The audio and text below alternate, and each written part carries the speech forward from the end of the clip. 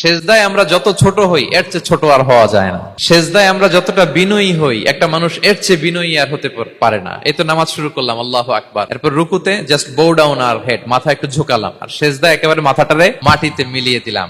তার মানে আমি চলে গেলাম আসফালে। আসফাল মানে সবচেয়ে নিচে, আর সবচেয়ে নিচে যে আমি ঘোষণা দিলাম সুবহানা রাব্বিয়াল, মানে হে রব, আপনার প্রশংসা, আপনার পবিত্রতা, আপনি আলা। আল্লাহ, আমি আর নিজেকে এর চেয়ে তুচ্ছ করতে জানি না, এর চেয়ে ছোট আর করতে পারি না। আমি আমার নিজেকে উজাড় করে দিলাম, সবচেয়ে ছোট, তুচ্ছ, নগণ্য করে আপনার সামনে উপস্থাপন করে আমি ঘোষণা দিচ্ছি সুবহানা রাব্বিয়াল আলা।